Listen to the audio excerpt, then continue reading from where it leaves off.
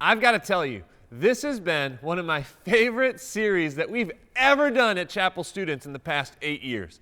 I believe that Soundtracks is changing students' lives and that Jesus is truly working in the minds of students and revealing his heart for you. Really, I'm 100% convinced that because we're intentionally working on our brains and allowing the Holy Spirit to do brain surgery, if you will, that students are gaining hope, life, energy, and freedom.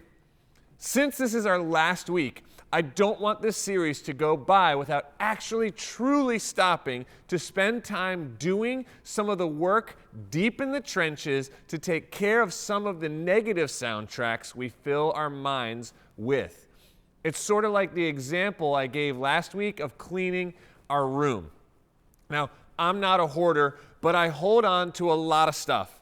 It's hard for me to throw many things away. I've got old t-shirts from camps, trips, or other events. I've got old school projects and notes from friends, and even my voicemail is always full because I refuse to delete meaningful messages. So if you ever are trying to give me a phone call and you're like, you guys don't make phone calls, you guys only text, but if you ever try to call me and my voicemail's full, it's because I leave it full with really meaningful messages from friends or happy birthday voicemails from grandparents who have passed away. When I do a deep clean of things in my life, I have to be in the mood, or else I get what I call cleaning burnout.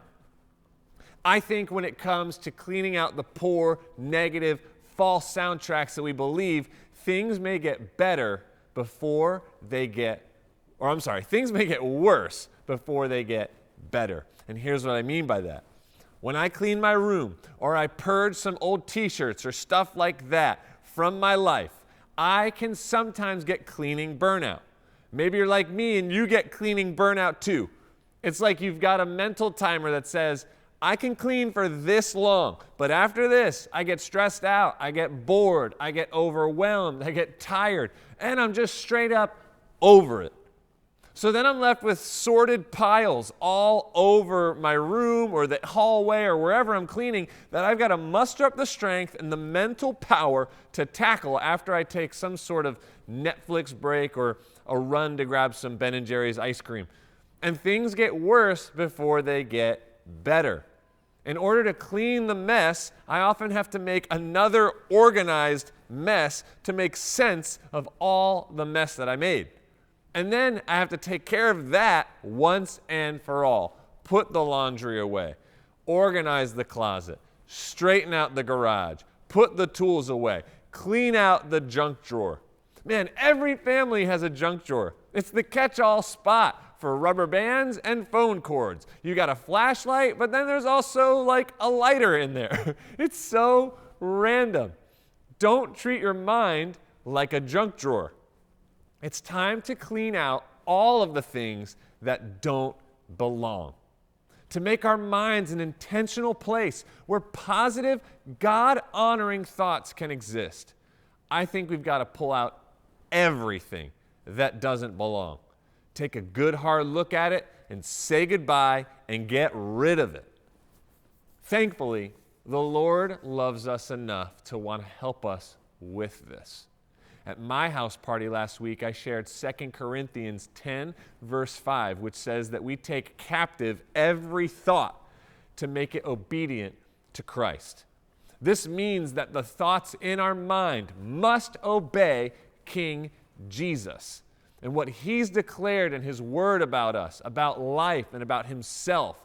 You make your thoughts obey him, and if they don't, they gotta go, period. That's what I believe.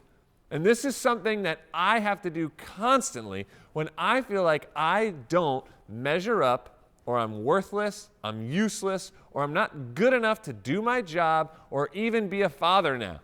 I have to say, no, this is not true. This is not what Jesus says about me. And he died to give me freedom, to set me free to let all parts of my life live for him. That includes my mind. And that includes your mind too. Jesus, help me believe you and not doubt my value in your eyes. I tell myself that more than you'd probably realize. That is the hard work that it takes to have a positive soundtrack. KJ, great, cool. Where are you going with all of this? You're all over the place tonight. Maybe.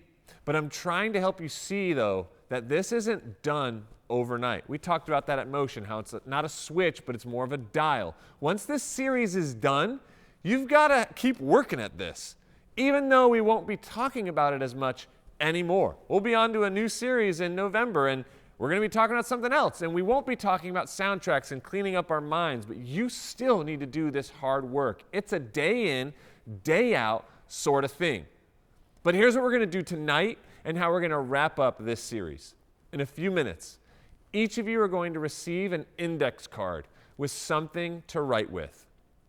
On one side of the index card, and maybe at your house party or you already did this, but I'm going to have you do it again because I think this is a good habit for us to get into. So on one side of your index card, I want you to write the negative soundtracks you may be believing about yourself. And this is going to, hey, listen, this is going to require you to get real with yourself and come face to face with what is on repeat in your head. You may not even realize you're telling yourself this, but that's exactly why we're doing this.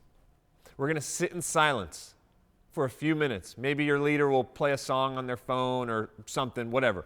But we're going to spend time intentionally thinking of what has been told to us or what we're telling ourselves. What lie what lie are you allowing to live in your mind rent-free? Write it down.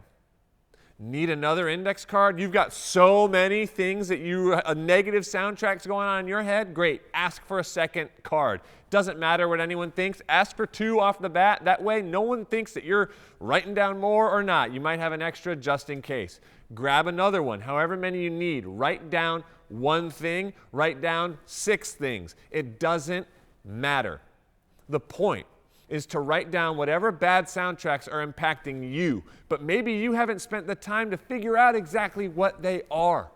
Now is that time. We're giving it to you so that you can do this hard work. Like I said, it's going to get worse maybe before it gets better because we can't fix what we don't know even exists.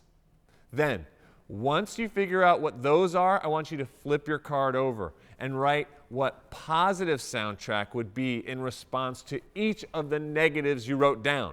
So if you wrote down 3 negatives, write down 3 positives. If you wrote, I'm not a good softball player, then write on the other side, hey, I'm better at softball now than I was this time last year, and I'm only going to keep getting better. I'm only going to keep improving. If you can apply a spiritual soundtrack to it, then do it. Same thing. I'm not a good softball player. Flip it. You could write, God has blessed me with more gifts than I can count. You get the idea. And before you tell me, KJ, that's so lame, that's so cheesy, and that doesn't actually work, I would tell you that that is exactly what we're doing. That's a negative soundtrack, and it's why I'm having you do this in the first place. We're not even aware of the soundtracks we're telling ourselves because it just comes so natural to us. This is a God-sized problem in our lives, and only God can fix it. I know this. The Lord wants to set our minds free. The truth sets us free. Jesus tells us that in the Gospel of John. The truth sets us free. Imagine your mood, your attitude, your friendships, and even your family relationships with your siblings or your parents or step-parents, how they would change, how they would improve if we were able to work on our soundtracks and flip the negatives into positives. The Lord cares about your anxiety, the distractions that you face, and even the things that are just plaguing your mind, keeping you up at night, keeping you from focusing on what matters. Consider changing your tune. Find a new soundtrack and allow the Holy Spirit to move in your heart, in your life, and in your mind and do what He does best. Hey, I love you guys. I love you guys. I'm so proud of you. So many of you have told me that you bought the book, your parents bought the book for you, that you've actually begun to notice the negative soundtracks you've been listening to, and you're starting to do the work. I'm so proud of you. And I hope this is a great upcoming week for you. I've so enjoyed this series. I've enjoyed it so much. And I hope you find breakthrough in the days ahead as you focus on this. This is a discipline. This isn't a one and done. You're going to do this for the rest of your life, but we're getting started now to do the hard work so that as we get older, our soundtracks lean more in the positive than they do in the negative.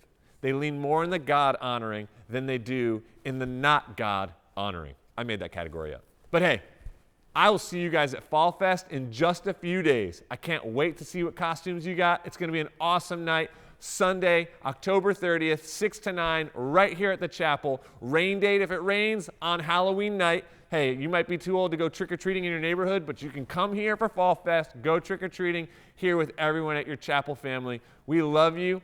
I'll see you in a few days. Have a great night.